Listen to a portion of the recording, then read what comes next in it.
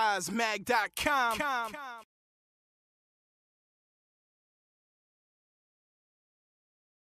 We're Antipode! So, hi ladies. Hi! Could you introduce yourselves, please? Sure. This is Tamario. She has a little bit of a sore throat right now, so I will be talking for her. My name is Isla. I'm Linway. Okay. And we are members of Antipode. Yes. So, you guys are from your description, comedic belly dancing group or troupe. Yes. Which one do you prefer, group or troupe? Usually troupe. Troupe, okay. Associated with dancing, but we like to do sort of parodies with our belly dance shows. So it's not just us on stage dancing to otaku type music, but it's also us incorporating really lame punny jokes and quite a few other different things, making sure that we have the full cosplay props as well.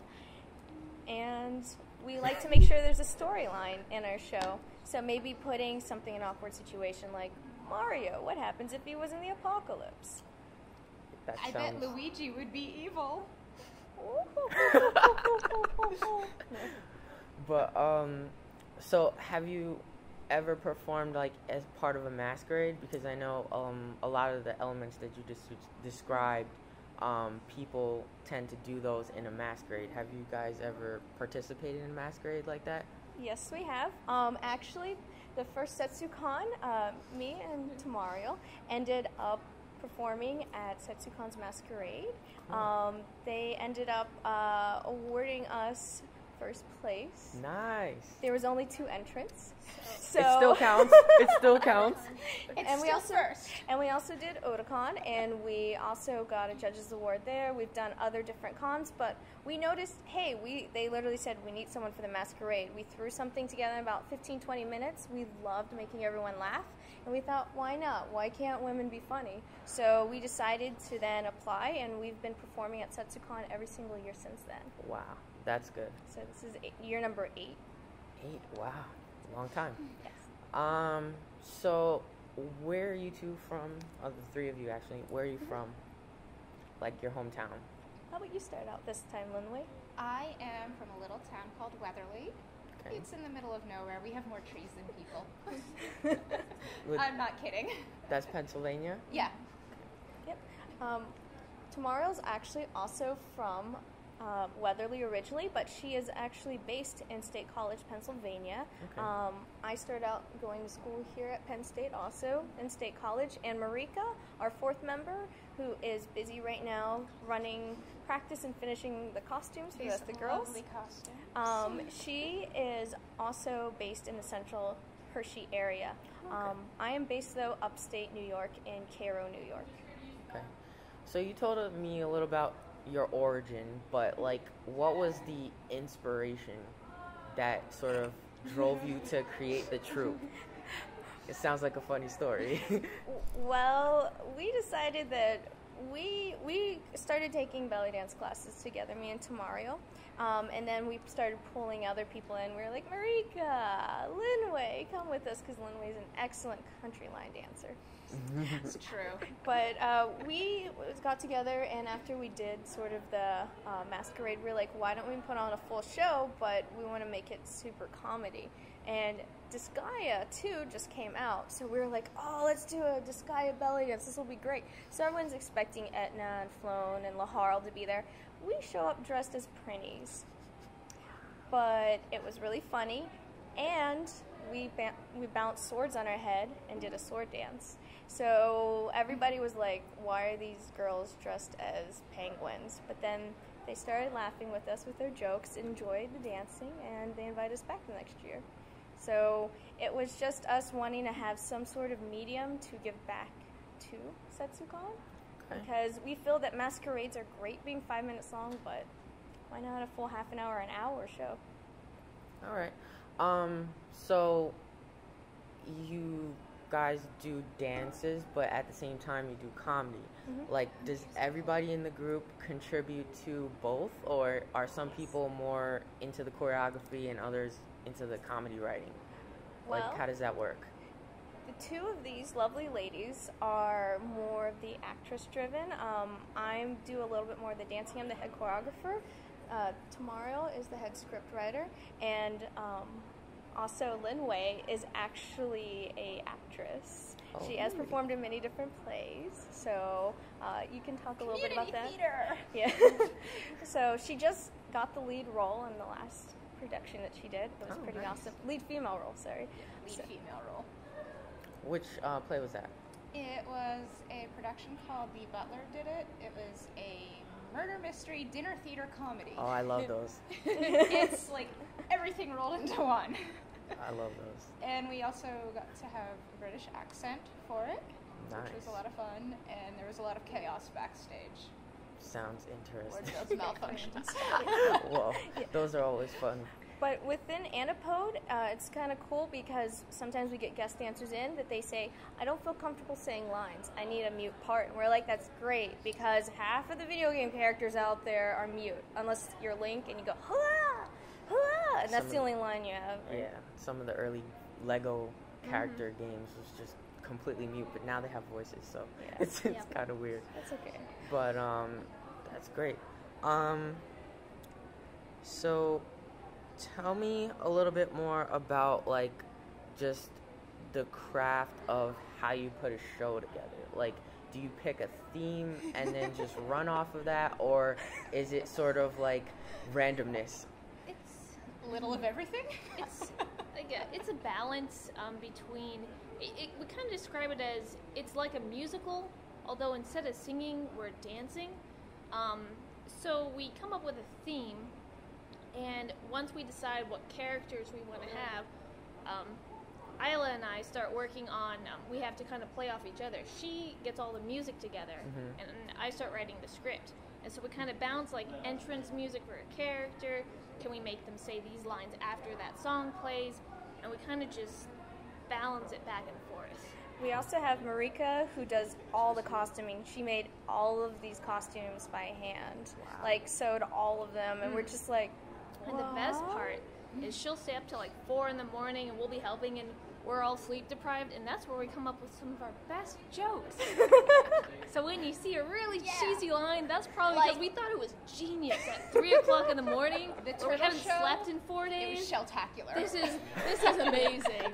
How could they you guys, funny? get this banana. Yeah, and we just crack up. So half the time we're doing jokes that we think are funny on stage, and we're laughing.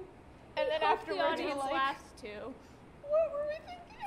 We do like to incorporate a lot of physical humor because a lot of times when we perform for a larger audience, if they don't get the like different jokes, because there's different levels of comedy, like a smart joke, or maybe they don't understand the like the TV show or the movie that we're referencing, but they can understand slapstick comedy pretty easily. So we try to put in all the different levels, but usually it is 3 to 4 a.m. where we're coming up with shows like Spaceballs, The Belly Dance. Kids love this one. Yeah. And like, you three are really funny on your own, but like, do you actually take inspiration from other comedians, or like try to sort of emulate anyone in particular, or any style in particular other than slapstick? What would you probably say? I'd say that's a great question. Yeah. We do have listened to other comedians, but we love like any of the stand-up geek humor people. Like we love MC Chris. We love like musicians who do a lot of like pro gamer geek girl kind of stuff. Whether it's Seth Green or Weird Al or even Uncle Yo. We get inspiration, and often we get encouragement, which is a kind of, I think, something we need more than just inspiration, is encouragement for females to be doing slapstick and really just silly comedy that is just fun for us. We do some cross-referencing also, which, you know, on its own might not be funny, but if you take something like we did before, we did a Mario Apocalypse show, and we put Team Rocket and Pokemon references in it, which the audience didn't expect. Luigi and Peach were evil. We come out on stage, and the Team Rocket theme starts playing, and the crowd lost it. Prepare for trouble! Make it double! And they were just like, What? Crowd went crazy. I'm standing there like, I don't have to do anything. They love me. But it's also different things like, why not have Sonic looking for the One Ring to rule them all? And my ox. I mean, it's just random things in there that it's pop culture that everybody enjoys. And it's also good to make sure to enjoy not just the geek humor, but a little bit of the yeah, in there too. That's cool. Well, as a group, do you guys have, or shall I say, you ladies, do you have any like specific goals for the future? Like anywhere you would like to perform, or anything special you have planned? We do have we can't really say because it's not completely out on the table yet. Right. We're talking with about 14 cons. Oh, nice. Right now, there's a lot of cons that we try to do 1 to 2 shows every single month, and then take a break over the holidays. Mm-hmm. But the only ones that we have definitely set in right now is DerpyCon, that we are going to be doing in December. So it's a new con that's going out in New Jersey. It's a sci-fi one. But we also we're still in the talks. We were invited to do DragonCon, which is one of our dream cons. We were invited last year, but because of personal issues with weddings and stuff like that we were invited to, we decided not to do DragonCon, but that is one of our goals this year. Okay. We're in the talks about it, but really we want to make sure that we keep the roster going with the fun cons and get to talk to more people. Okay. We really like doing we're starting doing a lot of YouTube stuff now. Yes, I saw that. I actually saw your what was it? Human Christmas tree. that one was actually pretty funny. I couldn't see the entire time. Breathing optional. Yes, breathing was optional. Yeah. And then I got glitter sprayed in my face. That didn't happen. Weren't you the one who put the green wrapping as the first thing on? I'm just like... Yeah, I'm like, oh, okay, I'll just... Honestly, like though, this I and hold felt things. like you looked more like a tree than the others. Gentlemen, yeah. So, yeah. I'm the best Christmas tree. I mean, Tomatsu was pretty tall, so Yeah. that had to be. Yeah, I was the short tree. But definitely, your YouTube channel is definitely a great medium, because like somebody like me who's just trolling Facebook and sees your page, it's it's a good medium for that. So You I should. definitely make more videos.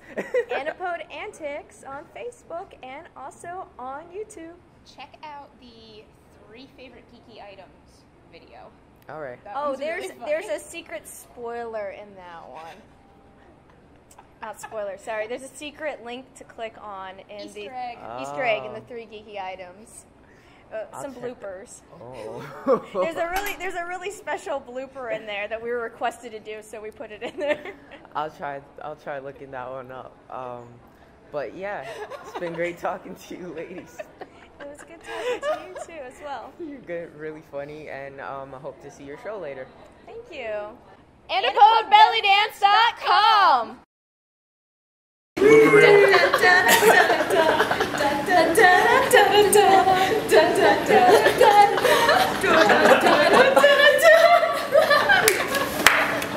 Okay, I think that was good. Show me your ladies off again. Should I do that too? Yes. We're gonna make you feel awkward. We're gonna have that upper hand right here. Face on a personal space. It is Christmas face. He's surrounded by bows. And boobies. Right, You're right. watching WeRiseMag.com. Woo! I don't know. Prepare to need to do this like 3 I'm saying you're watching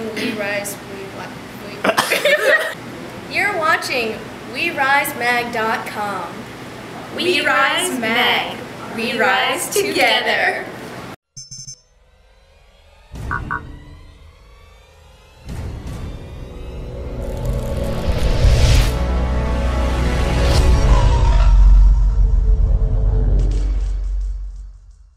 WeRiseMag.com.